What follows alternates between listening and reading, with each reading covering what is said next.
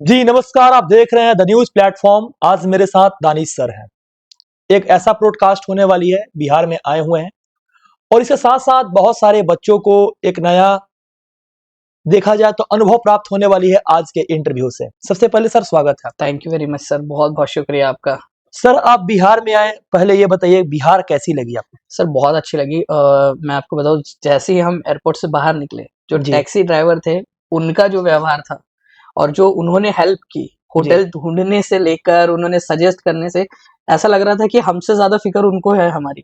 जब हम होटल में आए उसके बाद में, और जो आप लोगों से मिले, साफ सभी लोगों से, ऐसा लग रहा था कि यार ये परिवार ही है, अपने ही लोग हैं, बिल्कुल एकदम जैसे बहुत लंबे समय से जानते हैं। जी जी बिल्कुल। कल गांधी मैदान में जो है कोई कितने सारे स्टूडेंट्स मिले, कोई आके पैर पकड़ ले रहा है, कोई आके सर, मतलब ऐसा लग रहा था कि ये सब परिवार के लोग हैं, बहुत लंबे समय से इनको जानते हैं।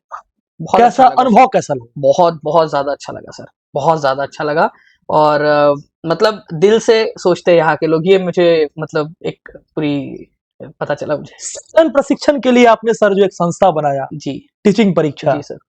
इसके माध्यम से बिहार के बहुत सारे बच्चे जुड़े हैं, आप तैयारी करवा रहे हैं। जी सर। बिहार के लोगों से, बिहार के बच्चों से आपको किस प्रकार का फीडबैक मिला? देखिए सर, जो टीआरई तो अभी आया है। मैं 2016 में जब मैंने ऑनलाइन पढ़ाना स्टार्ट किया था, उससे पहले ऑफलाइन भी पढ़ाते थे।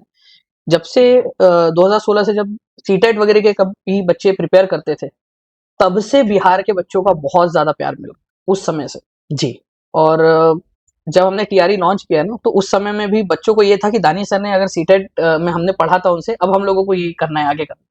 तो उस समय से ही सर प्यार मिल रहा है, और उस समय से ही एक लगाव था, विशेष लगाव था बिहार के साथ में।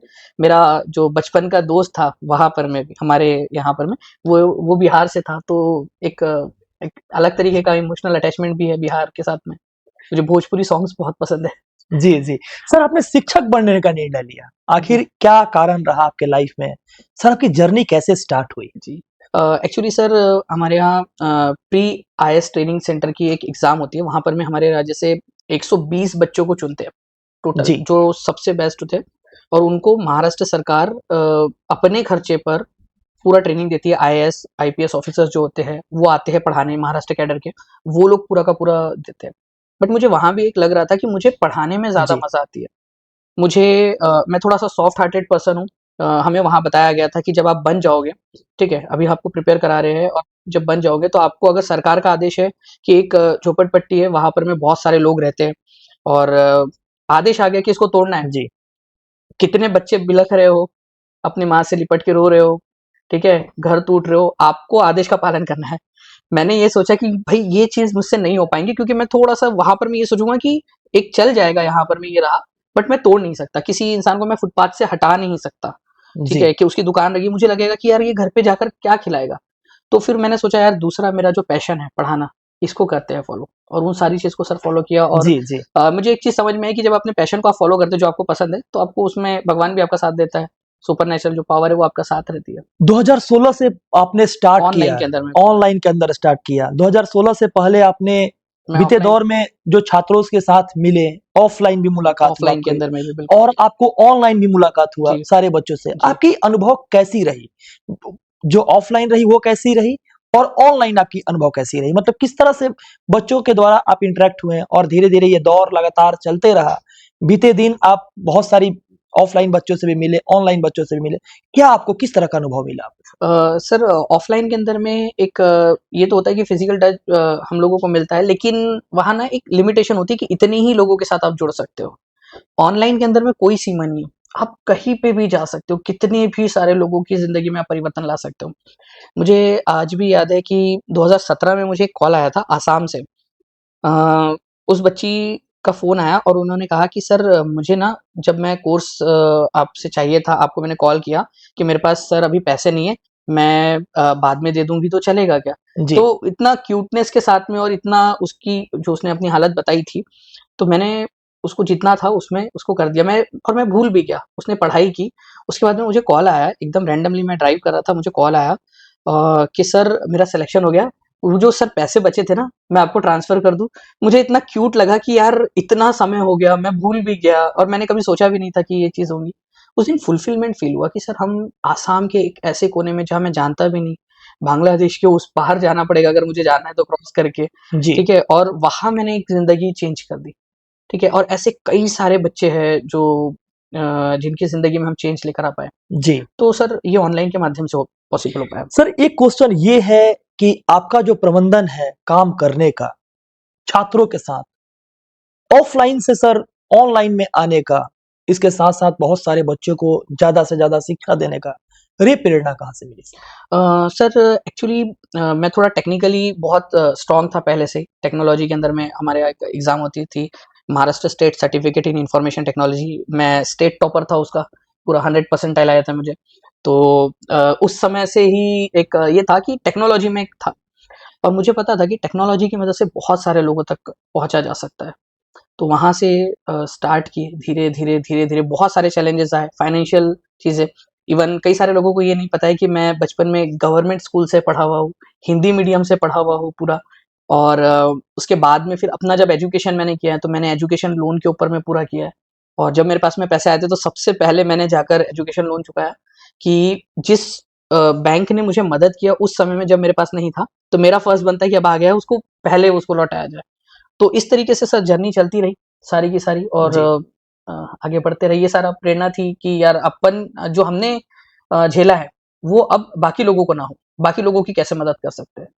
बीते दौर में सर आपकी जिस कंपनी में आप काम कर रहे थे, जिस शिक्षण संस्था के साथ जुड़े थे, लगभग 3 लाख रुपया से हाँ ऊपर जी, आपका पैकेज था। बिल्कुल। उस चीज़ को छोड़कर अचानक से, उस चकोचाँद की जो ज़िंदगी थी, उस सारी चीज़ों को छोड़कर, ये जो न्यू ज़िंदगी आपने स्टार्टअप किया, आपने लाइफ़ में इतना सारा स्ट्रगल किया, आपने आपके ऊपर सर वो कैसे भरोसा आया कि नहीं मैं कर सकता हूँ?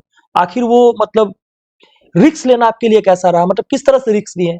क्या आपके माइंड के अंदर प्रेरणा आई थी? जी, किस जी। तरह से प्रेरणा आई थी? ये बहुत अच्छा सवाल है सर आपका और मैं ऑनेस्टली यहाँ पर मैं बताना चाहूँगा कि जब मैंने वो वहाँ पर मैं था मैं, तो 3 लाख पर मंथ का सैलरी थी, वर्क फ्रॉम होम था और 5 डे वर्किंग थी सिर्फ़ मेरी। 5 दिन काम था और सैटरडे, संडे आपको पूरा ऑफ होता था और ये बहुत आराम से ज़िंदगी थी। लेकिन एक चीज़ थी कि यार आप बहुत सारी जो चीज़ें करना चाहते हैं, समाज के लिए करना चाहते हैं वो नहीं कर पाते थे। एक रेस्ट्रिक्शन था क्योंकि किसी ऑर्गेनाइज़ेशन के साथ अगर आप जुड़े हुए हो तो वो आपको उन्हीं के रूल्स फ़ॉलो करने होते हैं, जो उन्होंने कहा वो आपको करना होता है। कई बार मैं अपने तरफ से बहुत सारी चीज़ें करने की कोशिश करता था बट नहीं हो पाता था। तो फिर मैंने एक टफ डिसीजन लिया कि एज मेरे साथ में है, ठीक है? मुझे आती है चीज़ें, भगवान की कृपा है कि कुछ चीज़ें मैं कर पाता हूँ, तो क्यों ना एक रिस्क लिया जाए। मैंने रिज़ाइन किया बिना कुछ सोचे समझे और बोला कि चलिए चल करते हैं और बहुत मेहनत की और मैंने अकेले नहीं, मेरी पूरी टीम ने मेहनत की, जिन लोगों को साथ में जोड़ा। तो मैं अकेले उसका क्रेडिट ले लूँ तो ये बहुत अन्याय होगा उनके एफर्ट्स के साथ में और प्लस बच्चों का बहुत ज़्यादा सपोर्ट रहा सर। 2022 में लगभग चैनल जी, स्टार्ट किए। Exactly sir. सर तो कोविड-19 में सर आपका क्या रोल रहा था? कहाँ पर वर्क वर्क किस तरह से कर रहे थे? कोविड-19 के समय में सर मैं जब कोविड स्टार्ट हुआ वहाँ पर मैं जब मैं प्रीवियस ऑर्गेनाइज़ेशन में था, उस समय में भी मैं एक चैनल चला रहा था, ठीक है? और उसके अंदर मैं बच्चों को जो मुझे वहाँ रिस्ट्रिक्शन थी, यहाँ से मैं फुलफिलमेंट करने की कोशिश कर रहा था। सारी की सारी चीज़ें उनको देने की कोशिश कर रहा था। बहुत सारी चीज़ें थी बंदिशें आती थी कि आप ये नहीं कर सकते, आप वो नहीं कर सकते, आप बच्चों को ये नहीं दे सकते। तो उन सारी चीज़ों को सर हमने अलग किया। कोविड के अंदर में भी जितने भी बच्चे थे जो कई सारे लोगों का आपने देखा होगा कि अच्छे परिवार से थे, मिडल क्लास, लेकिन उनका पूरा परिवार ही कोलैप्स कर गया। उनका जो फाइनेंशियल बैकअप था वो सारा खत्म हो गया। तो हमने वहाँ पर में भी कोशिश की कि कैसे हम उनकी मदद कर सकते हैं। अ, अगर वो पढ़ना चाहते हैं, जॉब लेना चाहते हैं तो कैसे कम से कम के अंदर में उनको दे जी, दिया जा जी, सकता है। बहुत ये तो बहुत सारा चीज़। लेकिन सर एक ऑनलाइन कोचिंग में बहुत बड़ी समस्या आती है। जो धीमे सीखने वाले बच्चे हैं, हुँ, जो मतलब सीखने में काफ़ी एक तरह से देखा जाए तो एंथुसियास्टिक नहीं है। हुँ। जैसे जो ऑफलाइन में सिखाया जा सकता है, उसको ऑनलाइन में नहीं सिखाया जा सकता है। आपके पास कौन-सा प्लेटफ़ॉर्म है? किस तरह का सर आप अपना बुद्धि का यूज़ करते हैं कि उस तरह के बच्चों को भी सिखा पाइएगा? क्योंकि कमज़ोर बच्चे तो बहुत सारे ऐसे होते हैं कि मार-पीट कर सिखाना पड़ता है जी। और ऑफलाइन में ही सिखा पाइएगा। तो जो ऑनलाइन होता है, वो लगातार किसी टॉपिक पे आप बात करते हैं, जैसे लाइव क्लास चलती है, चलते रहती है। लेकिन वो कमज़ोर बच्चे को सिखाने के लिए आपके पास क्या प्लान है? जी, देखिए सर एक बोला जाता है कि जो बहुत खराब स्टूडेंट होता है ना, वो जी, एक बहुत अच्छा टीचर बन सकता है क्योंकि उसको पता है कि कैसे उसको पढ़ना है, ठीक है? उसको ऐसे पढ़ाया गया होता तो शायद उसको समझ में आ जाता। तो बहुत स्टार्टिंग के अंदर में जब धीरे-धीरे आगे बढ़े तब पढ़ने का एक शौक बढ़ गया था, जी, लेकिन गवर्नमेंट स्कूल में थे स्टार्टिंग में बचपन में तब तो बस जाना है बस्ता लेकर और वापस आना है, ठीक है, इस तरीके का था। 9th-10th के अंदर में फिर धीरे-धीरे बहुत शौक बढ़ा और फिर मैंने स्कूल टॉप किया था अपना। तो वहाँ पर एक चीज़ मैंने देखी कि अगर आप बच्चे को जगा के रख सके, बच्चा सोया नहीं है, तो आप उसको बहुत कुछ सिखा सकते हैं। तो यहीं पे अगर आप मेरा कोई भी वीडियो देखोगे, तो उसके अंदर में एक चीज़ होती है कॉमेडी, ठीक है? बच्चों को रियल लाइफ एग्ज़ाम्पल से किस तरीके से कनेक्ट किया जाए, जो हाल-फिलहाल में मुद्दे चल रहे हैं, उनको कैसे लाया जाए। एनर्जेटिक आपको आप कितने भी अंदर से थके हुए जी हो, सर। आपको पूरा एनर्जेटिक रहना है वहाँ पर में। और अगर कोई भी बच्चा है जिसने मेरा वीडियो देखा है टीचिंग परीक्षा के ऊपर जी, में, जी। तो उसको पता होगा कि जब मैं पढ़ा रहा होता हूँ तो इतना ज़्यादा खो जाता हूँ पढ़ाने के अंदर में कि बच्चा उसको एन्जॉय कर रहा होता है। बच्चों के कई सारे जो फीमेल हैं उनके ये मिली कि सर मेरे हस्बैंड और मेरे बच्चे भी आपका वीडियो देखते हैं साथ में, क्योंकि इतना अच्छा लगता है कि कुछ ना कुछ सीखने मिल रहा है और प्लस वो एन्जॉय कर रहे होते हैं आपका पढ़ाने का जो तरीका है। आप उसको इतना ज़्यादा रिवीजन करवाते हो, इतना ज़्यादा कि वो चीज़ें याद हो जाती है हम लोगों मतलब को, रियल लाइफ से जोड़कर आप किसी रियल काम लाइफ से जोड़कर। और कहानी के माध्यम से किसी चीज़ को बिल्कुल, पढ़ाते हैं। बिल्कुल। और नोट मेकिंग कराते हैं, नोट टेकिंग नहीं कराते हैं। जी, बिल्कुल सर, एग्ज़ैक्टली नोट मेकिंग करवाना रिकमेंडेशन, एसिमुलेशन। एग्ज़ैक्टली। और सर पता है कि बच्चे को अगर वो बच्चा जागा हुआ है ना, तो उसके दिमाग में कहीं न कहीं सबकॉन्शियस वो चला जाएगा। अगर वो रिकमेंडेशन। सोया है और आप उसको कितना भी अच्छा लेक्चर दे दीजिए, आप जो है विदेशों से प्रोफ़ेसर बुला लीजिए और वो उनको जगा के नहीं रख पाए, तो कितना भी अगर वो ज्ञान दे देंगे, तो वो बच्चों को नहीं जाने वाला है, वो तो सो जाएँगे। तो उनको जगा के रखना बहुत ज़्यादा ज़रूरी होता ये एक बहुत बड़ी चैलेंजिंग रही है। आपके लिए। चैलेंजिंग चीज़ है। सर एक तरह से देखा जाए तो आपके चैनल के माध्यम से भी जैसे मान लीजिए कोई सीटेट का तैयारी कर रहा है, हुँ, कोई यूपी टेट का कर रहा है, कोई रीट का कर रहा है, कोई जेटेट का कर रहा है, हुँ, कोई पंजाब टेट का कर रहा है, कोई हरियाणा टेट का कर रहा है। इस तरह से 2800 राज्य में अलग-अलग टेट होते हैं हुँ, और समय दर समय हर का एग्जामिनेशन भी समय दर समय होता जी, है। मान लीजिए कि अभी बीपीएससी टीआरई 4 होने वाली है। हुँ, तो मान लीजिए बीपीएससी टीआरई 4 के लिए बैच लॉन्च हो गया, आपका बैच हुँ। ले रहे हैं, पढ़ा रहे हैं। फिर उधर भी बैच आ गया, फिर उधर भी बैच आ गया। सारे चीज़ों को कैसे मैनेज करते हैं? जी, सर ये एक ना जो ऑनलाइन इंस्टीट्यूट, ऑफलाइन इंस्टीट्यूट जितने भी होते हैं, उन लोगों के लिए एक चैलेंज होता है, क्योंकि बच्चे सारी चीज़ें अलग-अलग हैं, उनको करना होता है इन सारी चीज़ों को। तो हमारे यहाँ पर भी ना हमारा टेक्नोलॉजी के ऊपर में बहुत ज़्यादा फ़ोकस होता है, टेक्नोलॉजी। तो हम समय को इस तरीके से बचा लेते हैं हमारे पास में कि टेक्नोलॉजी की मदद से जो प्रिपरेशन के अंदर में जो समय लगना है, कंटेंट क्रिएशन में जो समय लगना है, अभी तो सबसे इम्पोर्टेंट चीज़ है आर्टिफिशियल इंटेलिजेंस। जी, मैं जितने भी आपके व्यूअर्स एआई। हैं उनको एक चीज़ सजेस्ट करना चाहूँगा एक भाई होने के नाते कि आप अगर फ्यूचर के जी, अंदर में रेडी रहना चाहते हो, तो आप लोग आर्टिफिशियल इंटेलिजेंस को बहुत अच्छे से यूज़ करना सीखिए। फ्यूचर उसी का जी, है जिसको आर्टिफिशियल इंटेलिजेंस पे कमांड होंगी, वो बहुत ज़्यादा आगे बढ़ पाएगा। इवन टीचिंग फील्ड के अंदर में भी। जी, आप लोगों के लिए आपको आपके बच्चों को पढ़ाना है, कंटेंट देना है, रिसर्च करनी है, ठीक है? तो आप बहुत अच्छे से कर पाओगे। आर्टिफिशियल इंटेलिजेंस का इस्तेमाल कीजिए। और जो आपका सवाल था, मैं उसको यहीं पे लेकर आना चाहूँगा कि हम लोग मशीन लर्निंग, आर्टिफिशियल इंटेलिजेंस मेरे जो केबिन है उसके अंदर में जो सिस्टम है, मैंने 3 महीने की जो मेरी जो मैं कंपनी अपनी है, ठीक है, इंस्टीट्यूट अपना है, लेकिन मैंने उसको जोड़कर मैंने एक अपने लिए 5 लाख रुपए का एक सिस्टम तैयार किया है। वो इतना हेवी सिस्टम है कि मल्टीपल प्रोसेसिंग एक साथ कर सकता है।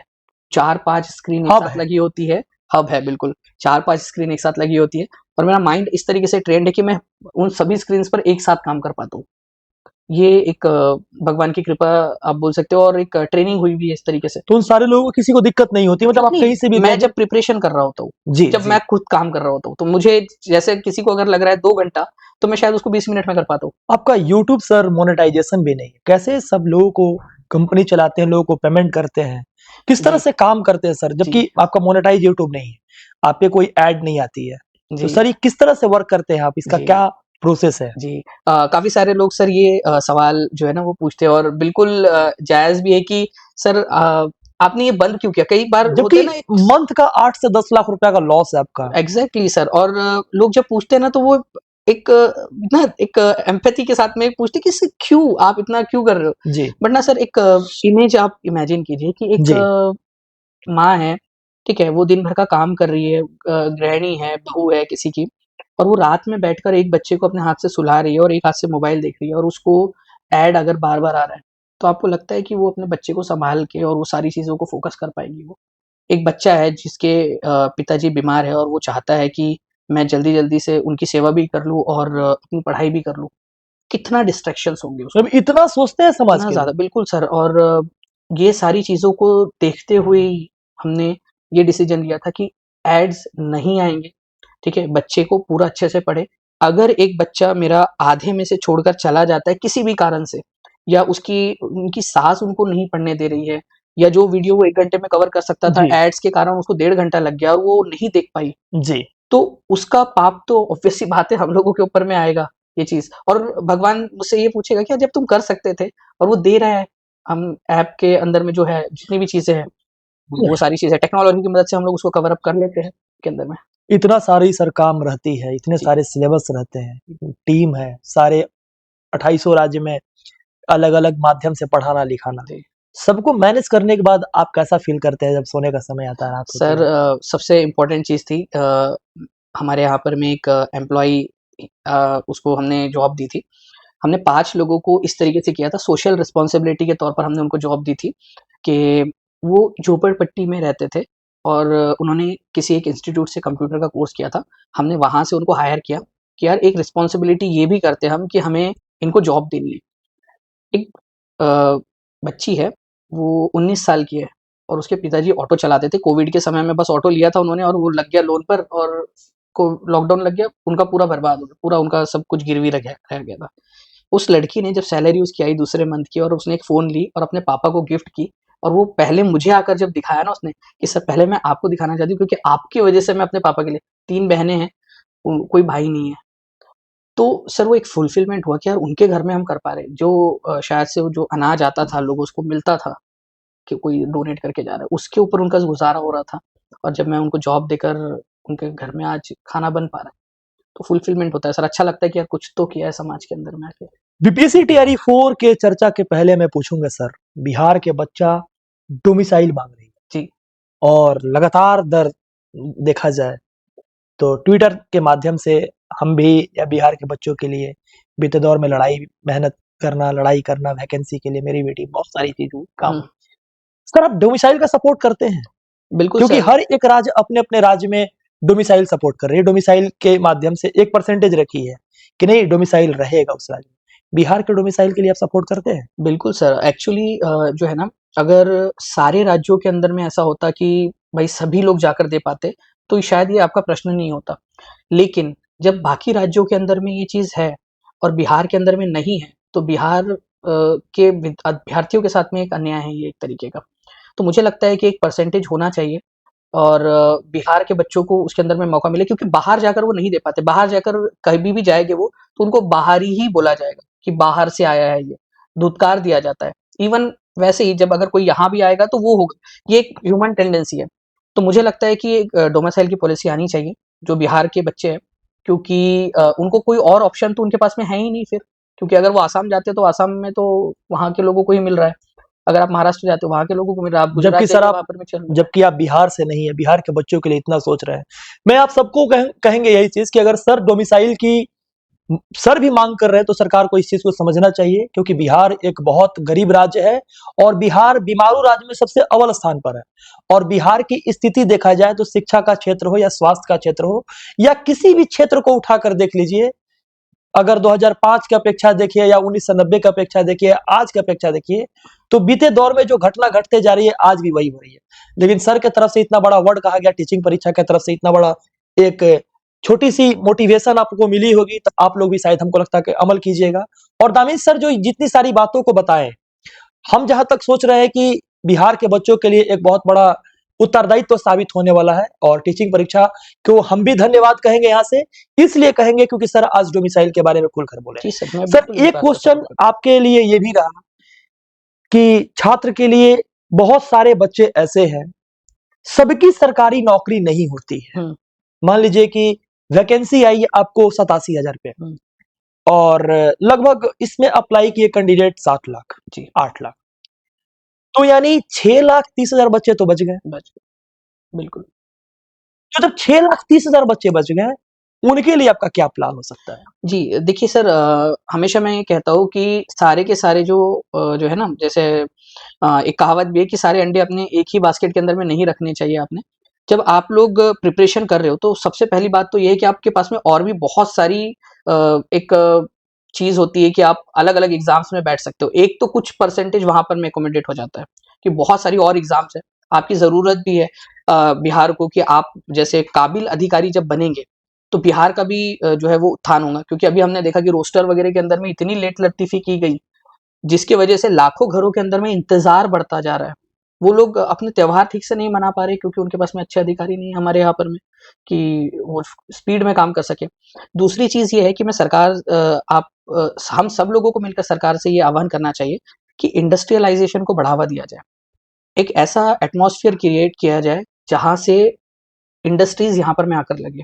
लोग सोचे, अगर कोई भी एक एंटरप्रेन्योर है वो सोचे कि अगर मुझे कहीं पे लगाना है तो मुझे बिहार में जाकर लगाना है, यहाँ पर में मेहनती लोग हैं, वो तो ऑलरेडी है क्योंकि जी, पूरे देश की इकोनॉमी के अंदर में सर बिहारी जो है अपना योगदान दे रहा है। लोग इस एंगल से देखते हैं कि बिहारी जो है वो अलग अलग जगह चला जाता है, लेकिन ये नहीं देखते कि उस राज्य की इकोनॉमी में उसका कितना बड़ा योगदान है। आप सोचिए अगर तमिलनाडु के अंदर से सारे बिहारी वापस आ जाए तो तमिलनाडु को 2-3 महीने लग जाएंगे सर वापस से पहली वाली स्थिति में अपने आप को लाने के लिए, पंजाब से वापस आ जाए तो।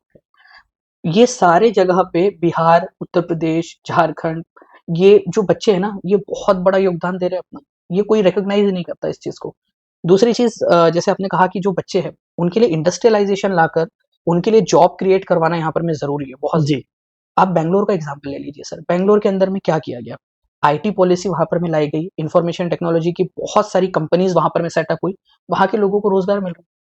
तो जब वहाँ के लोगों को रोजगार मिल रहा है तो वो बाहर कहीं जाते नहीं है, उनका इवन अगर गवर्नमेंट जॉब में नहीं हो पाता है तो कहीं और उनके यहाँ पर किसी के घर में चूल्हा नहीं जल रहा है, ये वाली स्थिति तो नहीं आती, कम से कम कोई तो जॉब मिल जाती है। किसी के ये तो नहीं होता कि किसी की माँ की जो है वो डेथ इसलिए हो गई क्योंकि बेटा जो है दवाई का इंतजाम नहीं कर पाया टाइम पर। आने वाली दौर में क्या आईटी पर भी टीचिंग परीक्षा काम करेगी? Exactly sir, we are very much focused on information technology. और मैं आपको एक कोडिंग पे जैसे C plus plus, C, Java, Oracle, dot net, ये सब चीज़ पे? एग्जैक्टली और हम चाहेंगे कि जितनी भी स्किल्स है जो बच्चों को दी जा सकती है, और क्योंकि सर आगे ज़माना टेक्नोलॉजी का है। टेक्नोलॉजी जिसके हाथ में रहेगी, उसको जॉब की कोई कमी नहीं रहने वाली है। आप ये देखिए कि डिमांड किस चीज़ की है। जिस चीज़ की डिमांड है अगर वो स्किल आपके पास में है ना, तो आपको लोग बुलाएँगे। जी, आपको चूज़ करना पड़ेगा कि मैं यहाँ जाऊँ या यहाँ जाऊँ या यहाँ जाऊँ, अगर आपके पास स्किल्स है तो। तो सीखने पे ध्यान दीजिए। अगर आप परमिशन दो तो मैं बस 2 चीज़ें और बोलना चाहूँगा आपके जी, दर्शकों के माध्यम से बोलिए। कि अभी जो है ना समय, अगर आपका समय आप ऐसे समय में है जहाँ पर में अ, आप यूथ हो, पढ़ सकते हो, अपने आप को ग्रो कर सकते हो, तो पूरा फ़ोकस ना उस पर करिए। जो बच्चे इधर-उधर अलग-अलग चीज़ों में, नशे में या इन सारी चीज़ों में निकल जाते हैं, या मटर गश्ती करने में, समय बर्बाद करने में जो रह जाते हैं, रील्स देखने में, यूट्यूब की शॉर्ट्स देखने में, मैं एक भाई होने के नाते आप लोगों से कहना चाहूँगा कि उतना समय अगर आप लोगों ने अपने जी, स्किल्स डेवलपमेंट पे लगा दिया ना, आपको कोई नहीं रोक पाएगा। और ये आपकी सामाजिक ज़िम्मेदारी है। बिहार को अगर बीमारू राज्य जो है समझा जा रहा है बाहर के लोगों के द्वारा, हम लोग भी फ़ील कर पा रहे हैं, तो आप एक चीज़ सोचिए कि आपकी ज़िम्मेदारी है कि इसको बाहर निकालें। अगर हम सब मिलकर आवाज़ उठाएँगे तो चाँद पे रौब रौब पड़ेगा। हमारे सर अकेले तन्हा जुगनू हैं, उनके चिल्लाने से चाँद के ऊपर में क्या रौब पड़ने वाला है? वो चाँद थोड़ी सुनेगा उनकी बात। सबको आना पड़ेगा, आप इनके साथ में जुड़िए। ये पूरे बिहार के अंदर में काम कर रहे हैं, इन्होंने मार खाई है आप लोगों के लिए। आपको जुड़ना चाहिए, इन लोगों का साथ देना चाहिए आप लोगों ने। ये मैं कहना चाहूँगा आप लोगों से। वो चीज़ तो है ही, बीते दौर में सारे लोगों ने सर एक चीज़ ये पूछेंगे, आपने सर सरकारी स्कूल से पढ़ाई किया, जी सर, अपने जीवन की शुरुआत की, बिल्कुल, यानी आप अफ़ोर्ड नहीं कर पाए प्राइवेट बिल्कुल, स्कूल, गार्जियन भी नहीं कर पाए होंगे। नहीं, फिर आपकी समय दर समय आपका सर जो जीवन कैसा रहा? 2 मिनट के अंदर सर अपने आप को एक्सप्लेन कीजिए, प्रारंभिक लाइफ़ से लेकर आज तक की लाइफ़ को जी, आप 2 मिनट के अंदर में एक्सप्लेन कीजिए सर। बिल्कुल। कैसा रहा, क्या घटना रहा और कैसे आज इतनी बड़ी कंपनी खड़ा की है और लोगों को शिक्षित कर रहा है। समाज के अंदर रहने वाले सारे लोगों में एक नया आयाम विकसित कर रहे हो। कैसा रहा सर सारी चीज़ों को? जी।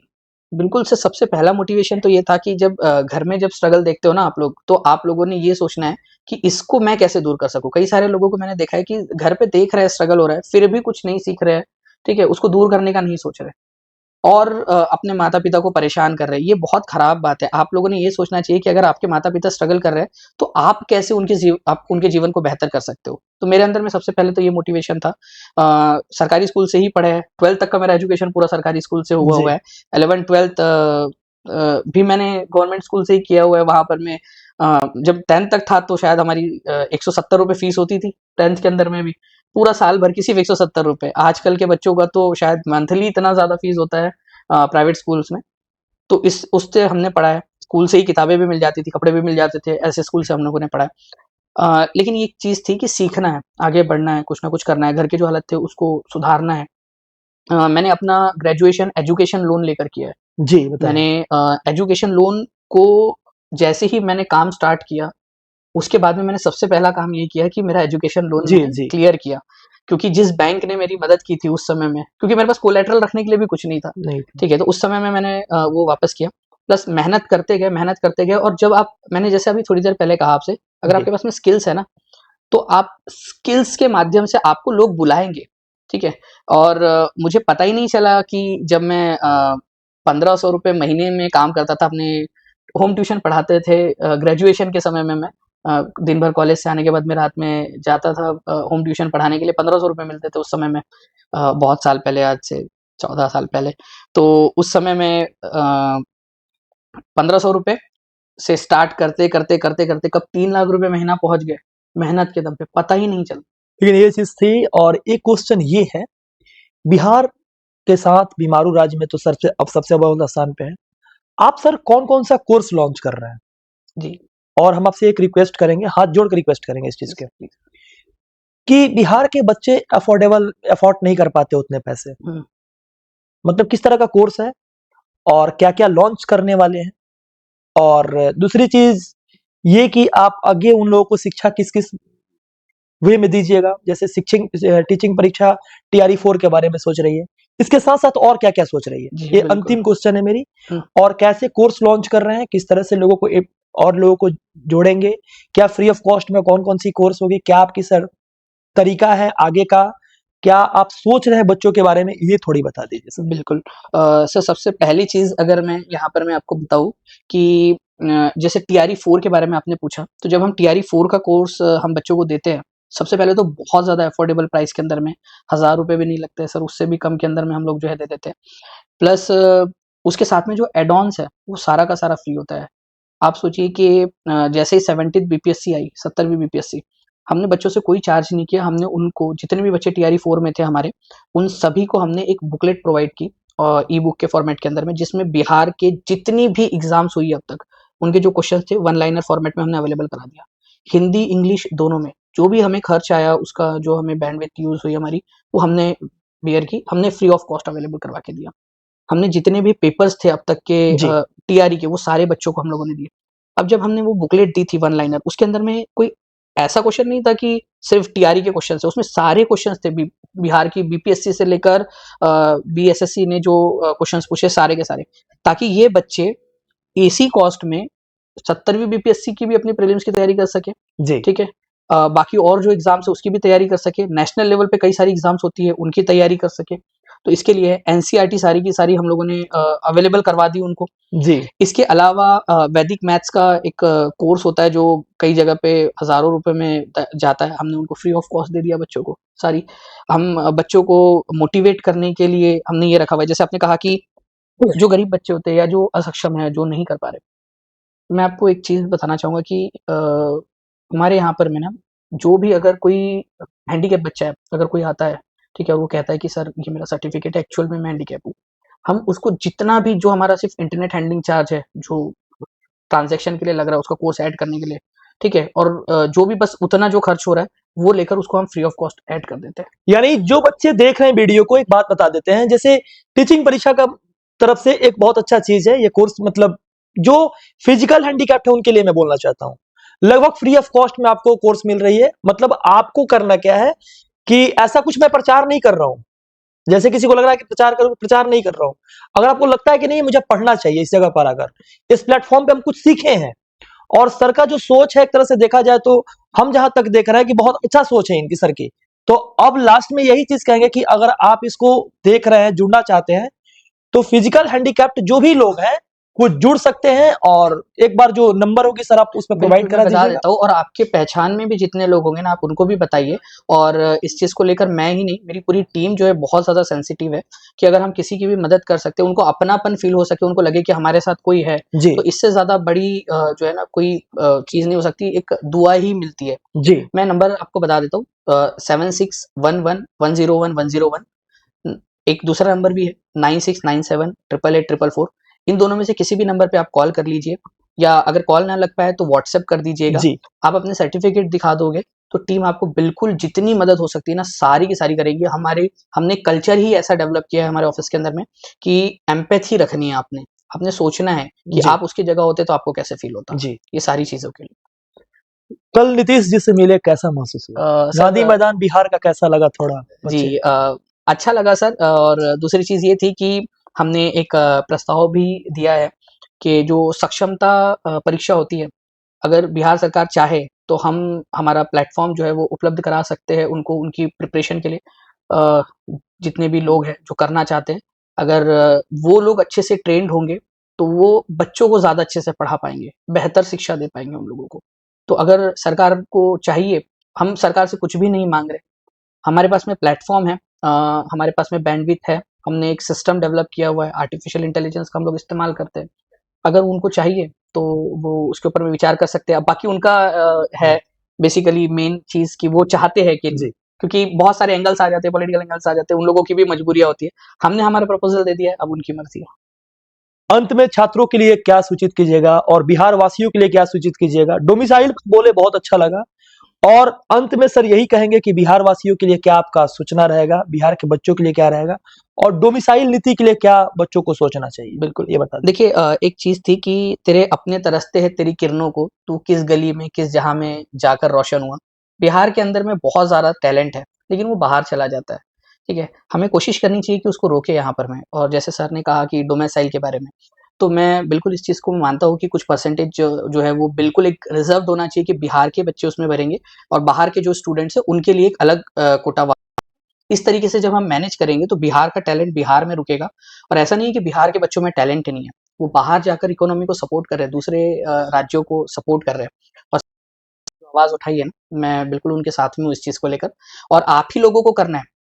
अगर घर में घर खराब है ना, कोई भी तरीके से चीज़ है, तो हमें ही सफाई करनी पड़ेगी, कोई जी, बाहर से आकर नहीं करने वाला है। तो ये जी। चीज़ आपको करनी है, और एक-एक व्यक्ति को अपना-अपना योगदान देना है। सर दे रहे हैं अपना योगदान।